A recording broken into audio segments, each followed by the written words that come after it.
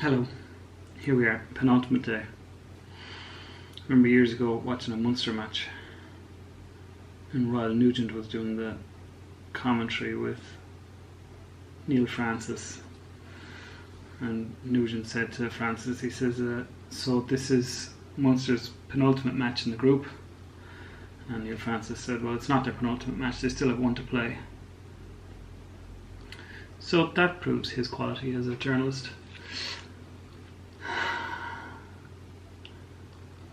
I kind of really don't know what to talk about today. There are other topics, but I think they diverge away from things related to depression and PTSD, trauma, anxiety, anything like that. So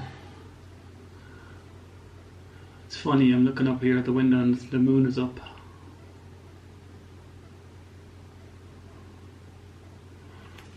Hard for me to explain why that's funny, but it's basically with my daughter when she was born.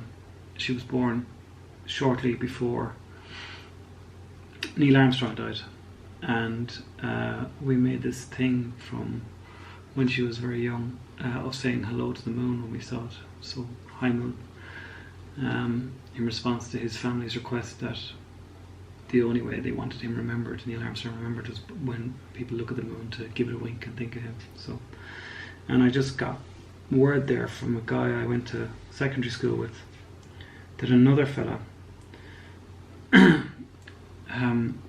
basically he put up a photograph of himself at a concert in secondary school, and one of the guys milling around the background is a guy that I haven't seen since I left secondary school, and he said he put the comment underneath the when I replied to him saying, yeah, and this guy R.I.P. It made me think, like, I was in a year in secondary school with 90 other fellas, all boys Catholic secondary school. It made me think about the people that I don't know anymore, I haven't seen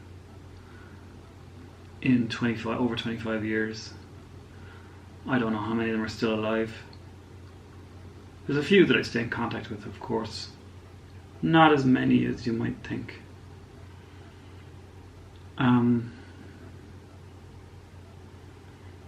Some I've reconnected with, like this guy that I know through our mutual love of rugby and Munster and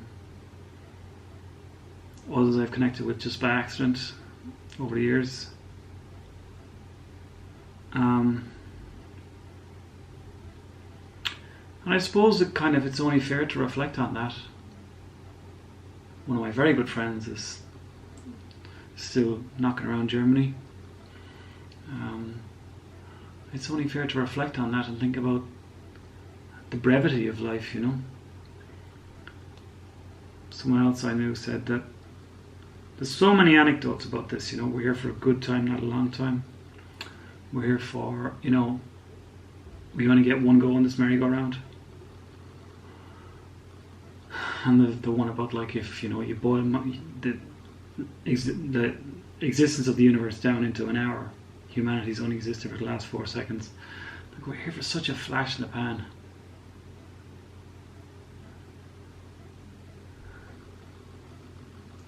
It seems such a waste to have to occupy that time thinking about things like, you know, using that time and that energy on things like depression and trauma and anxiety, you know. And I'm not saying that to blame anybody who does, but it's just like, in the scale of human existence, it seems like such a painful use of time. Like that's a choice, you know. I understand that that's not a choice. That's not something you don't get to get up in the morning and go, today I'm not going to be depressed. Today I'm not going to suffer from trauma or have a PTSD episode, or I'm not going to have an anxiety attack. Or I'm not going to let my stress get to me, you know. You can say, though, that doesn't solve anything, so. I suppose the thing I'm just trying to say again is, like, look, lads, we're not here for long. I'll be 45 in October.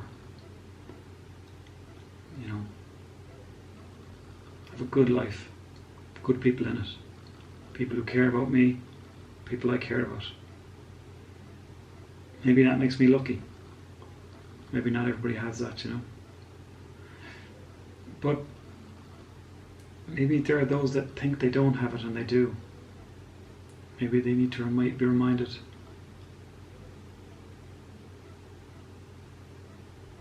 Reach out to somebody, you know. Doesn't have to be anybody's particular, but like, just reach out to somebody and just tell them you're thinking of them. Send them your love. Whether it's a family member or a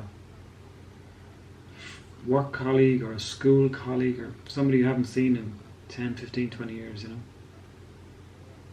You don't know what's going on, what battle someone else is fighting, so. I don't know, maybe I'm just sentimental as well. Sentimental and nostalgic. Pining for time that's passed. I have this personal motto, I say no regrets. It's my personal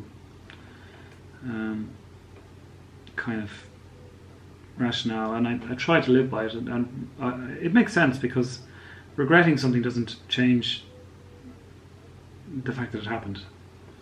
So if you make a decision to do something and then you regret that decision later, you can't really regret it because it doesn't serve any purpose.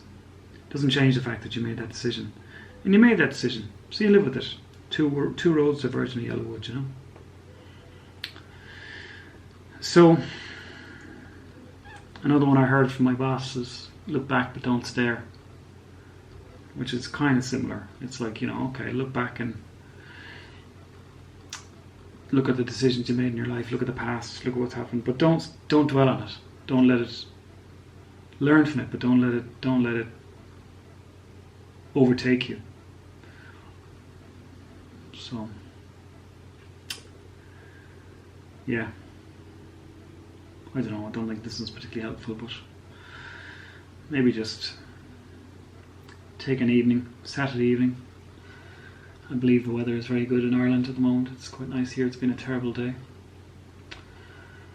So just take an evening and reflect and think about yourself. Think about the people you've known. Think about where they might be. If you don't want to think about them, then don't.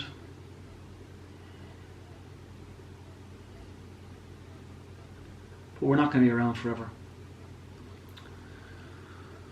You know, we're just not. Just fact, death and taxes, you know. So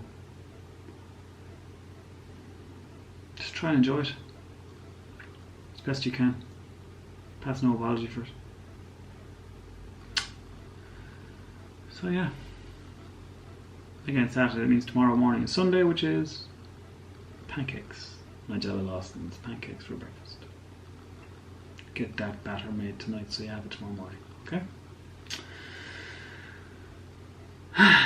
Let's get this done.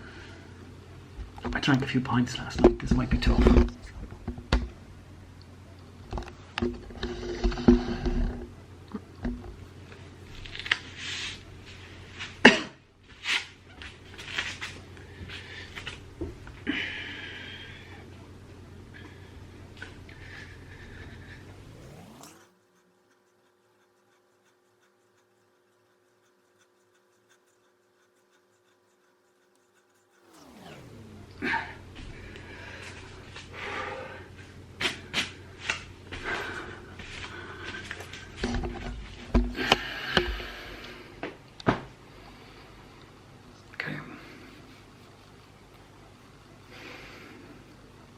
Have a good evening, guys.